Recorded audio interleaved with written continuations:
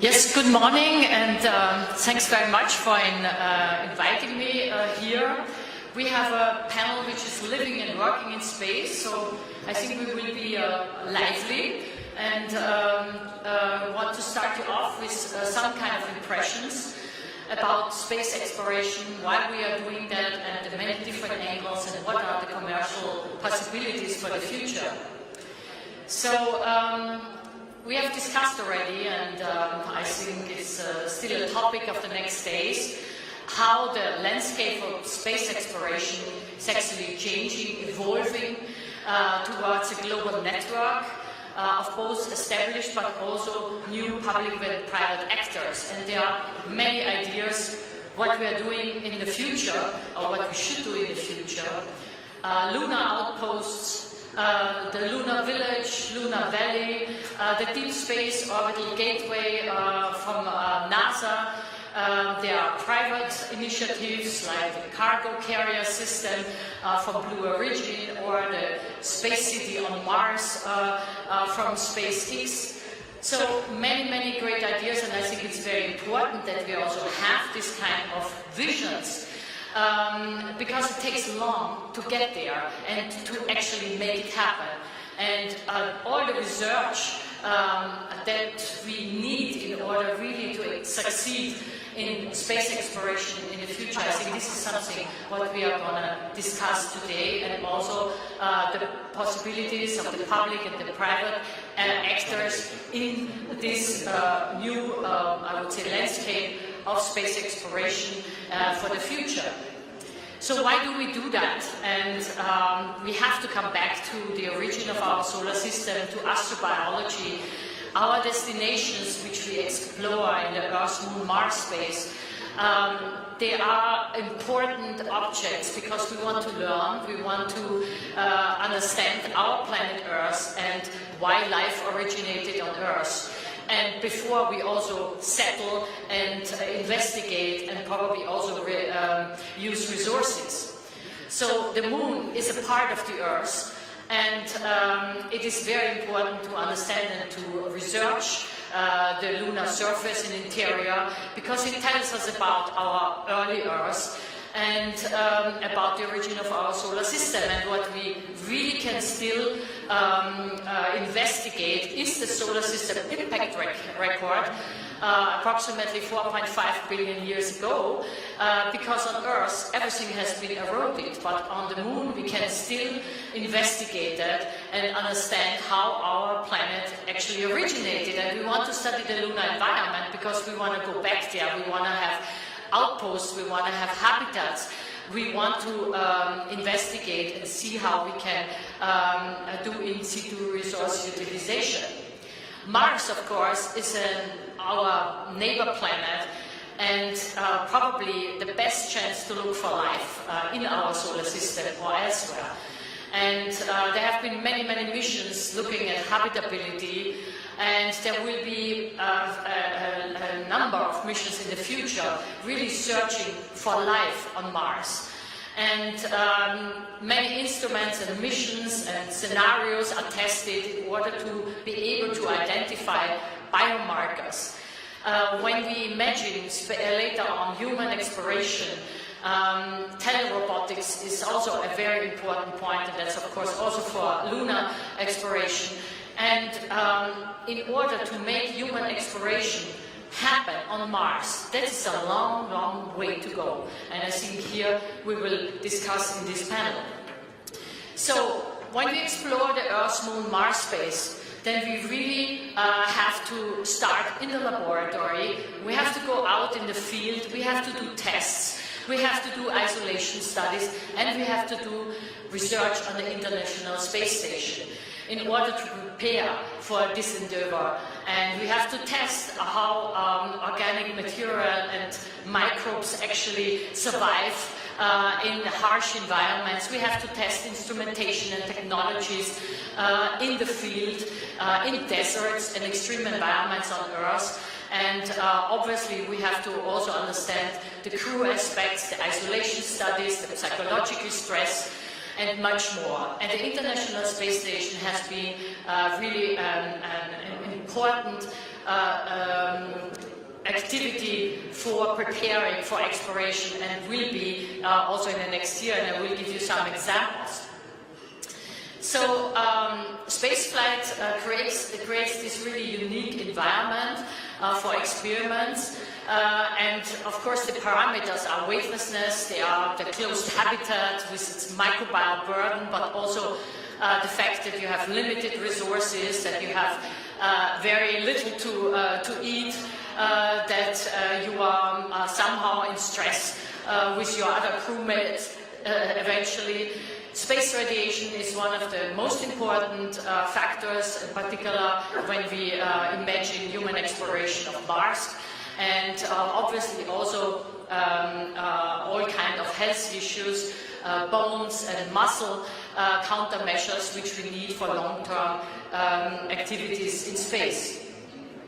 So some of those results are actually coming in when we do research, when we do solar system exploration. On the ESA Trace Gas Orbiter, we have the first results of its experiment for space radiation, which shows us that astronauts would receive about 60% of the lifetime radiation dose during the travel to Mars. So this is something which we really have to take into account and see how we can actually protect astronauts. I think the limit approximately is 50 millisievert in a lifetime for astronauts today. And these are aspects which need to be researched in the laboratory and in the field, you know, on Earth. So we are actually doing just that in collaboration with the Israeli Space Agency, NASA and Lockheed Martin. DLR is preparing an experiment for the EM mission, the first Orion mission around the moon.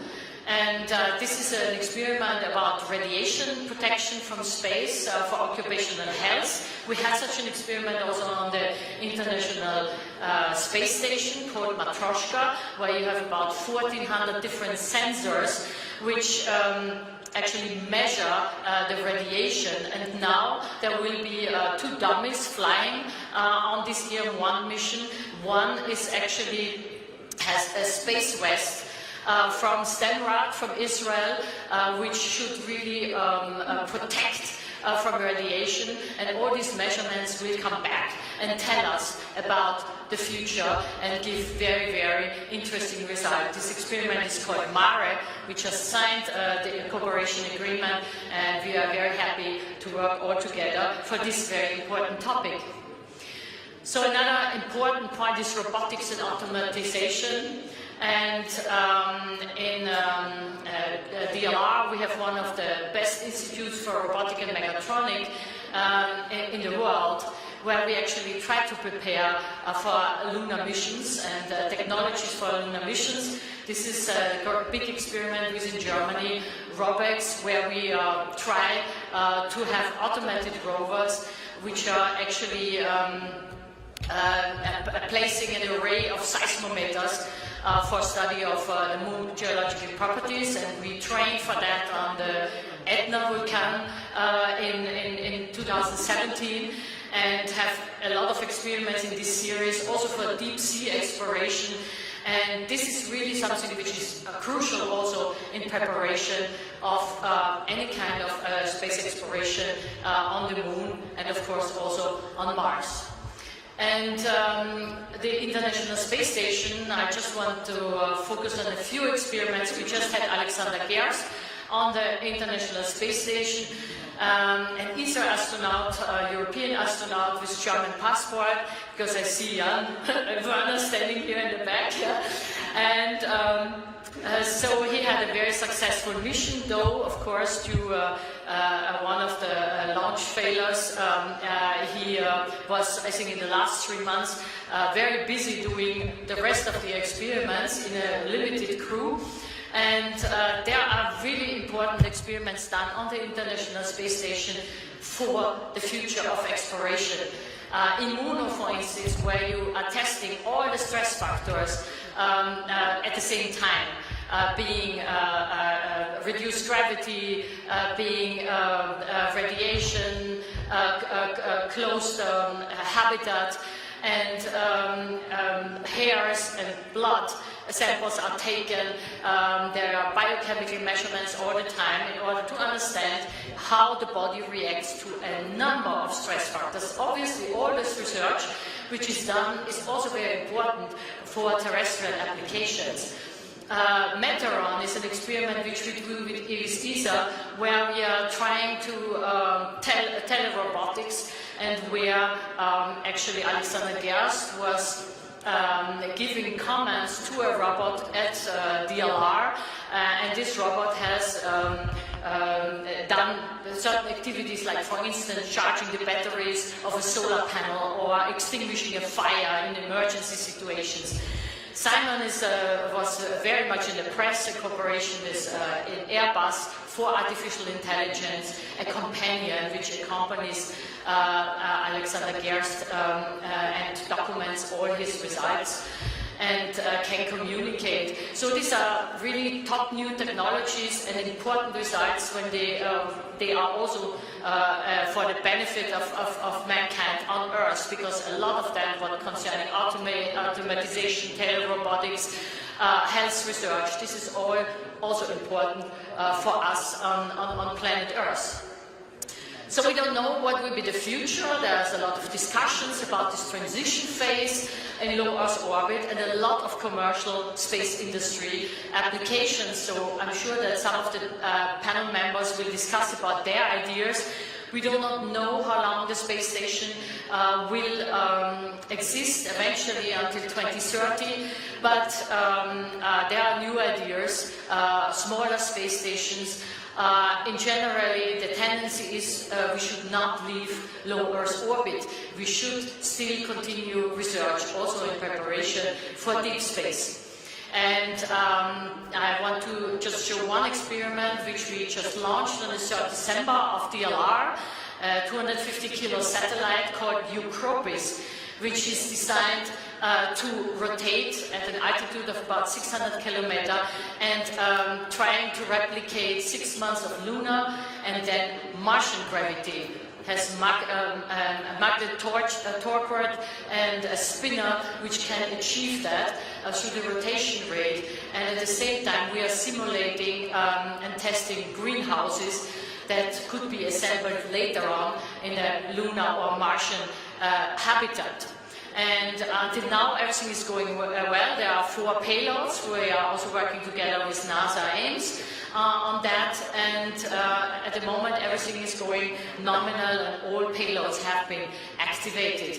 And there is an experiment which is also trying to do some of those steps on Earth, and this is a model project for a greenhouse and biosystem in the Antarctic. And you see here how this greenhouse, it's called Eden ISS, has been assembled in the Antarctica. Of course, it's here shown a little bit faster than it actually happened. And so this is, of course, also something which is accompanying the satellite and experiment on the International Space Station, but this is also addressing a really important issue of food production in climatically unfavorable areas, like, for instance, in desert. And this is, of course, something which is also important for sustainable goals of the United Nations. So there has been a very successful harvest, and there have been many experiments, and you see here that they, I hope you can see that because there's a chair in front, but there is 77 kilos of fresh salad, 51% kilogram of cucumbers, and 29 kilograms of tomatoes, that's always the most important, tomatoes, has been harvested on this station in Antarctica. And that's, of course, a really important step, because they are growing, of course, not on normal soil, they are growing under very, very extreme conditions, and you can actually use those results for the future for habitats in space. So I just want to remind you that also when we go, when we are working in low Earth orbit, preparing for exploration. We can always look back on Earth, and these are some of the pictures from Alexander Gerst looking at the really difficult times here on Earth in the very, very dry summer of Germany. And also on the International Space Station, we can really, on any kind of space stations, you know, in the Earth orbit, you can actually also do Earth observations. And we have just mounted a hyperspectral camera on the Moses platform on the International Space Station, and getting these really, really high resolution images in many different colors, from 400 to 1000 nanometer from the International Space Station. So it's always, I think, also really important to look back on Earth and understand our planet, where we explore our future on Moon and Mars. Thank you very much.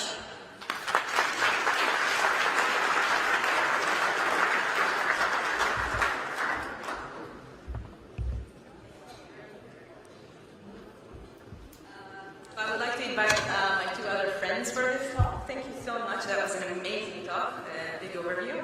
And while we're setting up here, I'll just tell you a few things about our next speakers, actually our panel participants. So Mr. Michael Lopez Alegria, thank you, has over 35 years of aviation and space experience with the U.S. Navy and NASA in a variety of roles, including naval aviator, engineering test pilot and program manager, NASA astronaut, and an International Space Station commander. He's a thought leader and an advocate for commercial space companies, and he now leads the business development for Axiom Space, who aims to build a commercial space station to succeed the ISS. Please welcome Michael Lopez.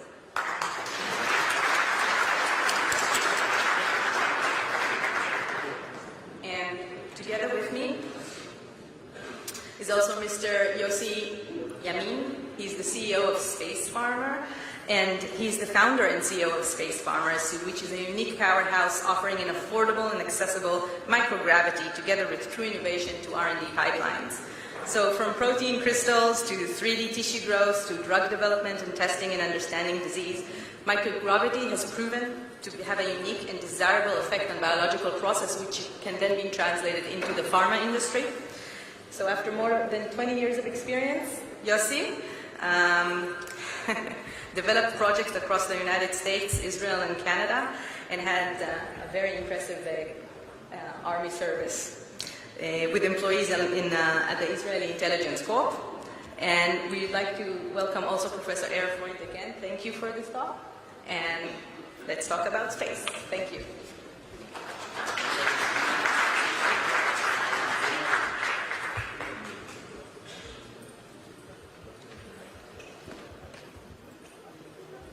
Hello, can you hear me? Great. So thank you very much for a big overview and the super exciting stuff that you do at DLR. That was absolutely an amazing talk. Thank you again.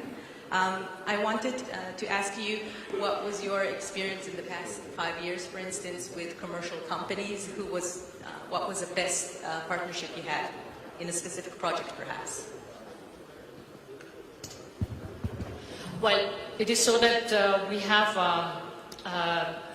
of course I have now to talk, we are in Israel, you know, so we are really, really looking forward to this experiment on the first mission, on the Orion mission, for the radiation. I think this is a really, really important topic. For future, we have to understand radiation. It is one of the key aspects, you know, for the future. And we have really to understand how much radiation astronauts can actually survive. The cancer risk is increasing, you know, after 50 millisievert, a dose of millisievert. And when we look at the new data, which we are getting from future Mars, current Mars mission, we can really see that this is a limit. It is higher than we estimated. So I think to have this experiment now with the Israeli Space Agency and from our experience from the International Space Station, from our Matryoshka experiment, this is really something I think which is very well prepared and will give us a really important results on these really exciting new missions of NASA, which is an international cooperation. So this is something I would say as a key experiment in the future, because it's also very well prepared. We know what we are talking about. We have tested it. I'm a scientist. I'm completely with you. It's good to have the controls and everything. But of course, we have to give other companies, the chance and also the knowledge what they can do. And as our space administration at DLR is actually really trying, to foster new companies with an InnoSpace activity in order to also inform them what is there in the future and where they can engage. And this is something I think every space agency and every research